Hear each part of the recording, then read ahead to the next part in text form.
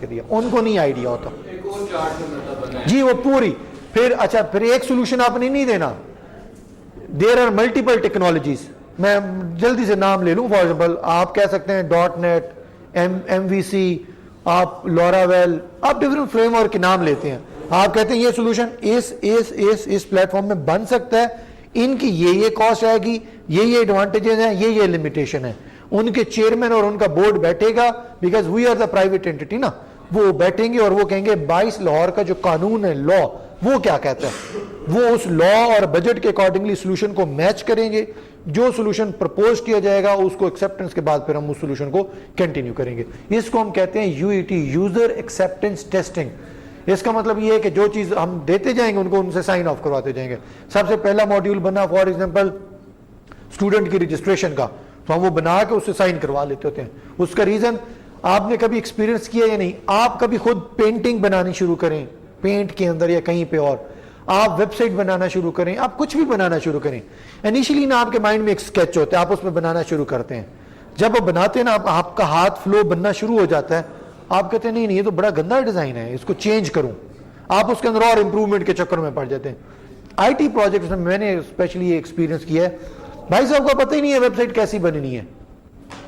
मैंने इसको पहले दिन जो डिजाइन दिखाया ना, इसने कहा एग्री हूं, मैंने इसको पहला पेज बना के दे दिया।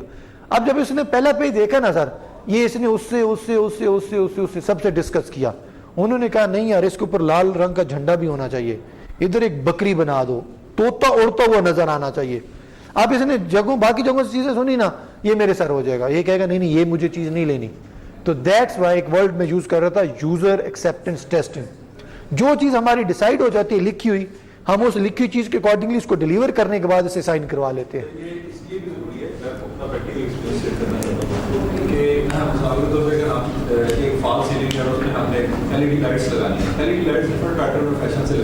हाँ, अब अगर हम एक चीज को कर देंगे, यूजर ने एक्सेप्ट नहीं किया, तो बाद में कहेंगे नहीं यार ये पैटर्न मुझे पसंद नहीं है तो चेंज करो। एग्जैक्टली, क्या करते हैं कि पहले उसके ड्राइंग बनाते हैं, यूजर से साइन करवाते हैं, सब कोई साइन होते हैं, फिर वो बनने के बाद फिर साइन करवाते हैं कि तुमने साइन करो कि तुमने हमसे ये चीजें रिसीव कर ली हैं, ताकि हम नेक्स्ट मॉड्यूल पे मूव कर जाएं।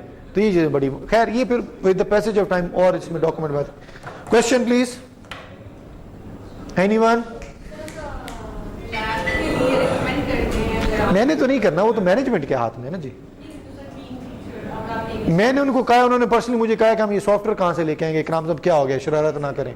मैं पे चुप कर गया। अब मैं आपको रियलिटी बताऊं ना, अब देखें मैं पेड सॉफ्टवेयर है वो मैं तो नहीं ना ला के इनको दे सकता।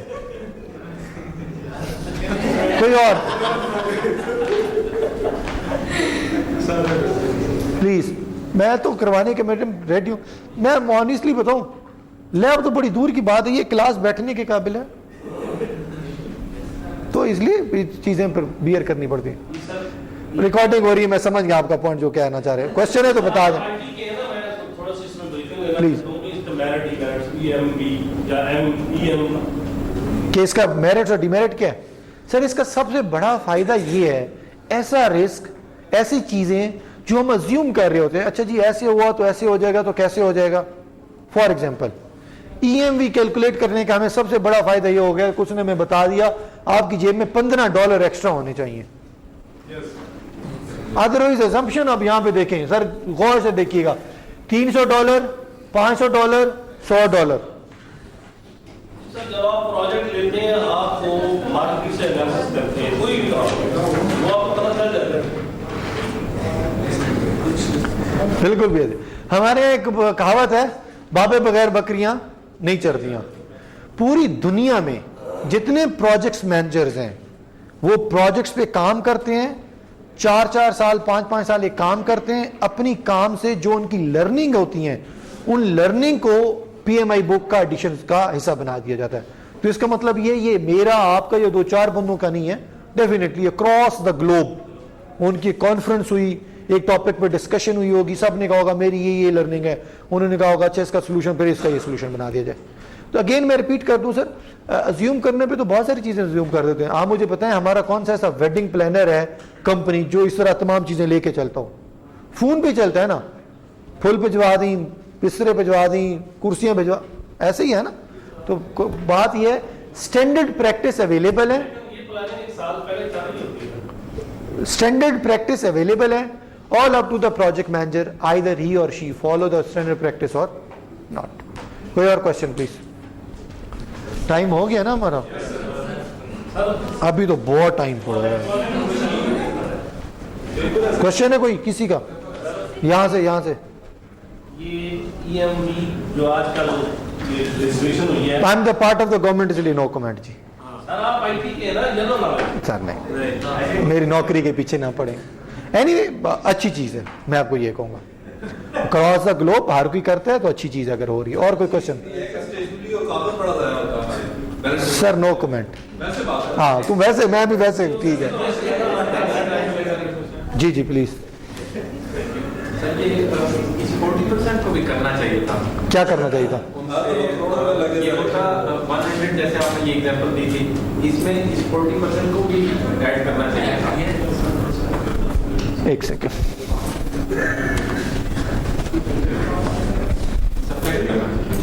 सब्ट्रैक्ट करना चाहिए था, अपॉर्चुनिटी है। 2 दिन पहले अगर मेरा काम हो जाता है ना, ये भाई साहब को मैंने हायर किया था, कंसल्टेंट थे, बड़ा महंगा चार्ज कर रहे थे।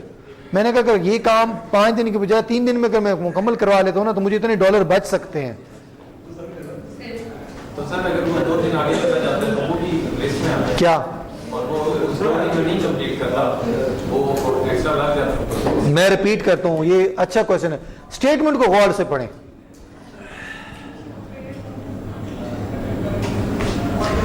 2 दिन पहले अगर ये मुकम्मल नहीं करता, अगर नहीं करता, जो इसका अपना टाइम उसमें तो करेगा ना, तो रिस्क क्या हो गया? 0 हो गया।